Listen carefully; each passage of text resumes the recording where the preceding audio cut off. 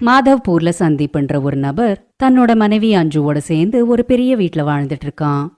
அவங்களுக்குன்னு ஒரே ஒரு பையன்தான், பேரு மயாங்க். அவன் வெளிநாட்டுல வேலை செஞ்சுட்டு இருக்கான். ரொம்ப வருஷத்துக்கு அப்புறம் மயாங்க் தன்னோட வீட்டுக்கு திரும்ப வரப்போறான். இதை கேட்டு சந்தீப்பும் அஞ்சுவும் ரொம்ப சந்தோஷப்பட்டாங்க. அவன் எப்ப வருவான்ட்டு ஆவலா காத்துக்கிட்டு இருந்தாங்க. 3 நாளுக்கு அப்புறம் மயாங்க் ஆனாங்கிற ஒரு சைனீஸ் பொண்ணை தான் கூட வீட்டுக்கு கூட்டிட்டு வந்தான். மயங்க், வந்துட்டியாப்பா? உனக்காகத்தான் நாங்க காத்துக்கிட்டே இருந்தோம். இப்படி சொல்லிட்டு சந்தீப் மயாங்க கட்டி அணைச்சுக்கிட்டாரு. அப்புறம் மனைவி அஞ்சுவை கூப்பிட்டு இப்படி சொன்னாரு. அஞ்சு, ஓ அஞ்சு, சீக்கிரமா வா, நம்ம பையன் வந்துட்டான். மயாங்க் வரப்போறான்ற சந்தோஷத்துல அஞ்சு கிச்சனுக்குள்ள விதவிதமான சாப்பாட்டு வகைகளை செஞ்சுக்கிட்டு இருந்தா. சந்தீப் கூப்பிட்டதை கேட்டு அவ முந்தானையால கைய தொடச்சுக்கிட்டு வெளியில வந்து உடனே மயாங்க கட்டி அணைச்சுக்கிட்டா. எப்படி இருக்கடா கண்ணு? எத்தனை நாளுக்கு அப்புறம் உன்னை பாக்குறேன். நான் நல்லா இருக்கம்மா. மயாங்க், யாருப்பா இந்த பொண்ணு? வெளிநாட்டு பொண்ணு மாதிரி இருக்கா. இது ஆனா, என் கூட என் ஆபீஸ்ல ஒர்க் பண்றான். அப்புறம் மயாங்க் ஆனா கிட்ட இப்படி சொன்னான். இது எங்க அப்பா அம்மா. மயாங்க் சொன்னதை கேட்டு ஆனா அஞ்சுவோட கால்களை கும்பிட்டு இப்படி சொன்னான். மன்னிச்சுக்கோங்க அத்தை. என்னடா சொல்றா இவ? மன்னிச்சுக்கோங்கன்னு சொல்லக்கூடாது, ஆசீர்வாதம் பண்ணுங்கன்னு சொல்லணும். ஓ, ஐம் சாரி அத்தை. மயாங்க், இவ ஏண்டா என்ன அடிக்கடி அத்தை அத்தைன்னு கூப்பிடுறா? மாம், ஆனா என்னோட வைஃப். நாங்க 2 பேரும் கல்யாணம் பண்ணிக்கிட்டோம். என்னப்பா நீ சொல்ற? எங்க கிட்ட சொல்லாமையே நீ கல்யாணம் பண்ணிக்கிட்ட? சந்தீப் இப்படி சொன்னதும் ஆனா அவரோட காலையும் விழுந்தா. மண்ணாங்கட்டி மாமனாரே. என்ன மண்ணாங்கட்டியா? என்ன சொல்லிக்கிட்டே இருக்க? சாரி மாமா, இந்த வாட்டியும் ராங்கா சொல்லிட்டேன். சாரி. காலை கொடுங்க மாமா. ஓஹோ, மயங்க், எந்த மாதிரி பொண்ண நீ கூட்டிக்கிட்டு வந்திருக்க? யானக், போதுமா? சாரி ஆனா, போதுமா? உன் பேரு என்னவா இருந்தாலும் எப்பவுமே கால்ல விழுந்து கும்பிட்டுக்கிட்டே இருப்பியா? சரி, நல்லா இருமா. நீ நல்லா வாழணும். மயாங்க், இங்க என்னடா நடக்குது சொல்லுடா. மாம், இது எல்லாத்தையும் நான் உனக்கு சொல்றேன். எனக்கு ரொம்ப சோர்வா இருக்கு, எனக்கு நல்லா பசிக்குது. இப்படி சொல்லிட்டு மயாங்க் தன்னோட ரூமுக்கு போயிட்டான். ஆனா ரொம்பவே சின்ன ட்ரெஸ் போட்டுட்டு இருந்தா. சந்தீப்பும் அஞ்சுவும் ஆனாவோட ட்ரெஸ்ஸையே பாத்துக்கிட்டு இருந்தாங்க. அட கடவுளே, இந்த பொண்ணு அரைக்குறையா துணிய போட்டுட்டு இருக்கா. மயாங்கோட மூளை கெட்டு போயிடுச்சுன்னு நினைக்கிறேன். இப்படிப்பட்ட பொண்ண கல்யாணம் பண்ணிருக்கான். இவ இப்படி ட்ரெஸ் போட்டிருக்கிறத நம்ம வீட்டை சுத்தி இருக்கிறவங்க பார்த்தா என்னெல்லாம் பேசுவாங்களோ தெரியல. ஆனா நீ இங்கே இரு, நான் இதோ வரேன். அஞ்சு ஒரு சேலையை எடுத்துட்டு வந்து ஆனாக்கு கொடுத்துக்கிட்டே இப்படி சொன்னான். இந்தா சேலை, நீ உடனே உன்னோட ரூமுக்கு போய் சேலைய மாத்திட்டு வா. அப்புறம் ஆனா மயங்கோட ரூமுக்கு போனா. அப்பதான் அஞ்சுவோட பக்கத்து வீட்டுக்காரங்க வந்தாங்க. அஞ்சு அக்கா, என்னது இது? எங்களை ஒரேடியா ஒதுக்கி வச்சுட்டீங்களே. வீட்டுக்கு ஒரு புது மருமக வந்திருக்கா, ஆனா நீங்க எங்களுக்கு சொல்லவே இல்ல. ஆமா அஞ்சு அக்கா, ஏன் எங்க கிட்ட இப்படி செஞ்சீங்க? நீங்க இப்படி பண்ணுவீங்கன்னு நாங்க நினைக்கவே இல்ல. என்ன பண்றது, வெளிநாட்டு மருமக இல்ல, அவங்க எல்லாம் ஒரேடியா மாறி போயிடுவாங்க. என்னடி வளர்றீங்க நீங்க 2 பேரும்? இவ்ளோ நேரம் அந்த பொண்ணு எங்களை வெறுப்பேத்துனா, இப்போ நீங்க 2 பேரும் ஆரம்பிச்சிட்டீங்களா? அவ எங்க மருமகன்ட்டு எங்களுக்கே இப்பதான் தெரிய வந்திருக்கு. ஏற்கனவே வெறுத்து போயிருக்கேன். போங்க இங்க இருந்து. அட அஞ்சு அக்கா, ஏன் இப்படி சீன் போட்டுட்டு இருக்கீங்க? எங்களுக்கு மருமகளை காட்டுங்களேன். அவ வானத்துல இருந்து குதிச்ச தேவதையா என்ன? நாங்க பார்த்தாலே கண்ணு படுறதுக்கு. நீங்க போறீங்களா இல்லையா? ஆடாடா, ஏன் இவ்ளோ கோவம்? நாங்க போறோம், வா போலாம். அப்புறம் அவங்க 2 பேரும் போயிட்டாங்க. அஞ்சு ரொம்பவே வெறுத்து போயிருந்தா. அவ தலைய புடிச்சுக்கிட்டு சோஃபால உக்காந்துக்கிட்டா. ஆனா மயாங்க் கிட்ட இப்படி சொன்னா. மயாங்க், எனக்கு ரொம்பவே பசிக்குது, ஆனா எனக்கு இந்தியன் ஃபுட் வேண்டாம். அப்படியா? சரி, நீ கிச்சன்ல போய் உனக்கு பிடிச்சத சம. மயாங்க் பேச்ச கேட்டு ஆனா கிச்சனுக்குள்ள போனா. என்ன செய்யறதுன்னு அவளுக்கு ஒண்ணுமே புரியல. அட, எனக்கு என்ன செய்யணும்ட்டு ஒண்ணுமே புரியலையே. இது என்ன காய்கறின்னு கூட எனக்கு தெரியல. என்ன பண்றது? எனக்கு ஏற்கனவே ரொம்ப பசிக்குது வேற. அப்பதான் ஆனா கிச்சன் செவத்துல 2 பல்லிகளை பார்த்தா. அடேங்கப்பா, எனக்கு சாப்பாடு கிடைச்சிச்சு, நான் இதையே சாப்பிட்றேன். ஆனா ஸ்டூல போட்டுக்கிட்டு அது மேல நின்னு அந்த 2 பல்லிகளையும் தன்னோட கையால எடுக்க பார்த்தா. அதே நேரத்துல கிச்சனுக்குள்ள அஞ்சு வந்தா. ஆனா இப்படி பல்லிகளை பிடிக்கிறத பார்த்ததுமே அஞ்சு சத்தமா கத்த ஆரம்பிச்சுட்டா. அட கடவுளே, ராமா கிருஷ்ணா, என்னடி பண்ற? அஞ்சுவோட கதறலை கேட்டு மயாங்கும் சந்தீப்பும் கிச்சனுக்குள்ள வந்துட்டாங்க.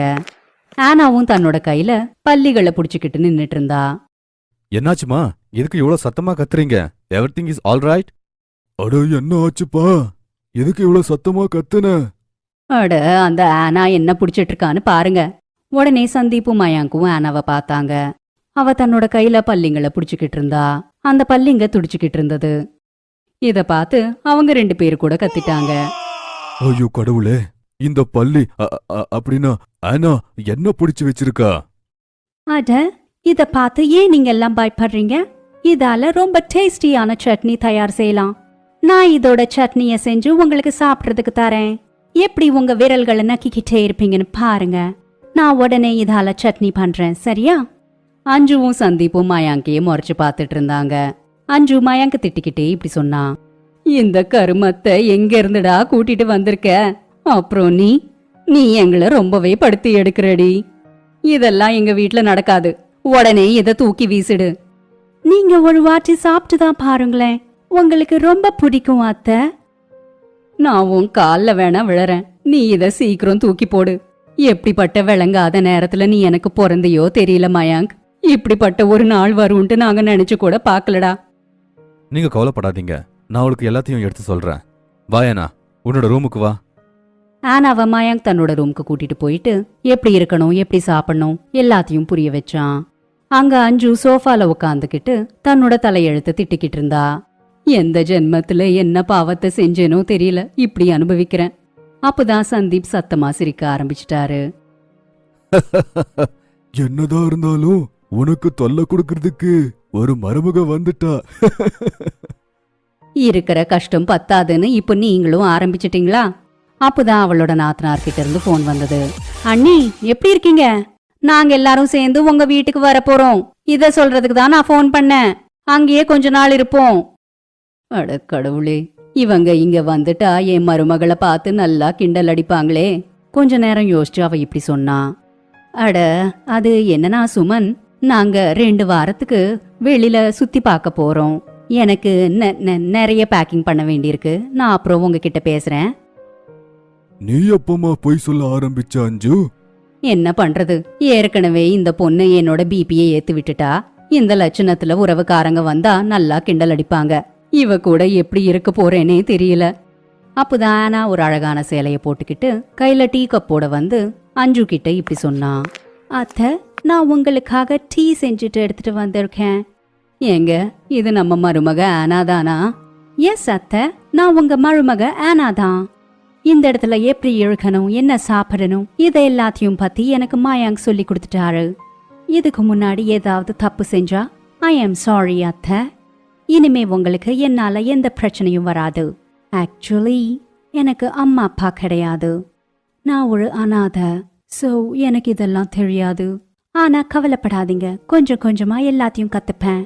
ஆனா சொன்னதை கேட்டு சந்தீப்பும் அஞ்சுவும் ரொம்பவே எமோஷனல் ஆயிட்டு அவளை பாசமா கட்டி அணைச்சுக்கிட்டாங்க. எங்க மருமக இவ்ளோ நல்லவன்ட்டு எங்களுக்கு தெரியாது. நீ கவலைப்படாதடா, நான் உனக்கு எல்லாத்தையும் கத்து தரேன். அப்புறம் அஞ்சு ஆனாக்கு எல்லா வேலைகளையும் சொல்லி கொடுத்துட்டா. சில மாசங்கள்லயே அவ Indian life style, Indian food, language எல்லாத்தையும் கத்துக்கிட்டா. இப்படியே எல்லாம் நல்லபடியா போயிட்டு இருந்தது. அப்புறம் எல்லாரும் சந்தோஷமா சேர்ந்து வாழ்ந்தாங்க.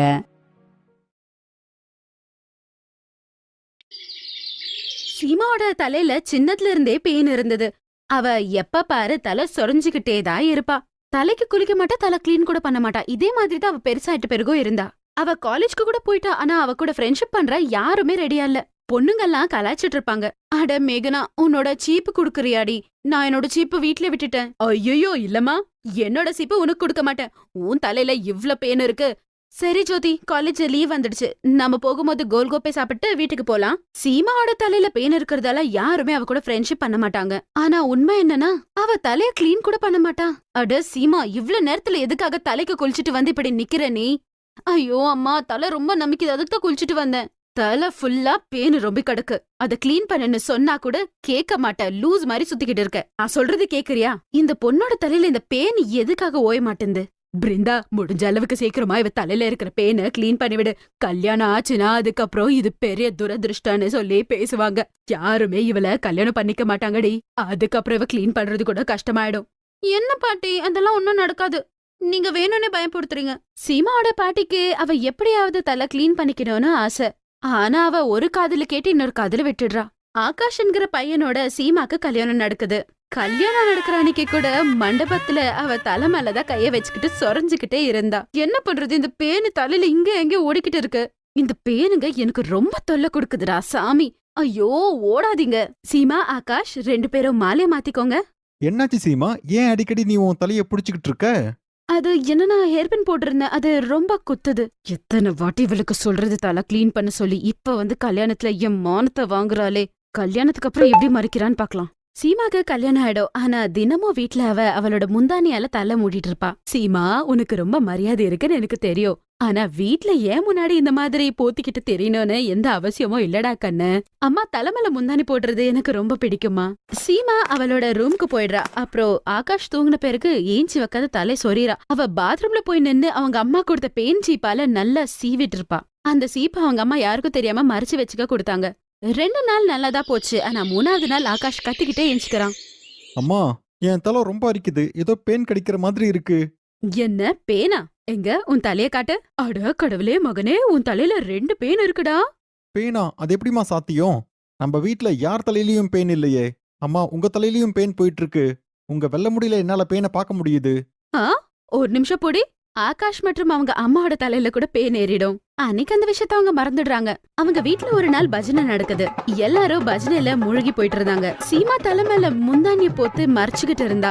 ஆனா எல்லாரும் நடுவுல சீமாவோட முந்தானி கீழே விழுந்துடுது. அப்ப அவங்க பக்கத்துல உட்காந்துட்டு இருந்தவங்க சீமாவோட தலைய பாக்குறாங்க. அட கடவுளே, சுஷ்மா, உன் மருமகளோட தலையில எவ்வளவு பேன் இருக்கு. சீ சீ சீ சீ. ராம் ராம் ராம். சுஷிலோட மருமக தலையில பேன் இருக்கு. வாய மூடு, என் மருமக பத்தி எதுவும் பேசாத. ஏன் உன் குழந்தை தலையில பேன் இல்லையா? உங்க மாமியார் தலையில பேன் இல்லையா? என்ன பேச வந்துட்ட பெருசா நீ? என் வீட்டு பொண்ண பத்தி நீ பேச வராத.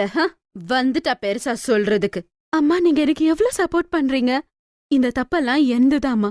என்னோட தலைய நான் கிளீனா வச்சிட்டு இருந்தேன்னா இன்னைக்கு இந்த பிரச்சனை இல்ல. இன்னைக்கு நீங்க அவமானப்படுற மாதிரி நான் பண்ணிட்டேம்மா. நான் இத சரி பண்ணிடுறேன். என் தலைய நான் கிளீனா வச்சுக்கிறேன். உங்களை நான் கஷ்டப்பட விட மாட்டேன். மறுநாள் அவ ஒரு நல்ல ஸ்கின் கேர் டாக்டரை போய் பார்த்து அதுக்கு தேவையான மருந்து எல்லாம் வாங்கிக்கிட்டு வரா. அவ ட்ரீட்மெண்ட்ட ஆரம்பிக்கிறா. ரெகுலரா ட்ரீட்மெண்ட் பண்ணதால கொஞ்சம் கொஞ்சமா அவ பெயின் எல்லாம் போயிடும். அப்புறம் ஒரு நாள் அவ தலையில ஒரு பேனு கூட இல்ல. அவளோட தலை ஃபுல்லா கிளீன் ஆயிடுச்சு. Thank you doctor. உங்கனால எனக்கு பெயின் கிட்ட இருந்து பெரிய விடுதலை கிடைச்சது. உண்மை சொல்லணும்னா என் தலை எப்பவுமே நமச்சுக்கிட்டு தான் இருக்கும். தினமும் ரொம்ப வலிக்கும். சீமா ரொம்ப சந்தோஷமா இருக்கா. அவ முந்தானியால இப்பெல்லாம் தலைய மறைக்கிறதே இல்ல. அவ சுதந்திரமா ஜாலியா வீட்ல நல்லா சுத்திக்கிட்டு இருக்கா.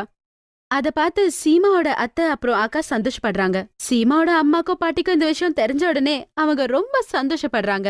கடைசியில சீமா அவளோட தலைய பத்தி யோசிச்சு அதுக்கான ட்ரீட்மெண்ட் எடுத்து இப்ப ரொம்ப சந்தோஷம்.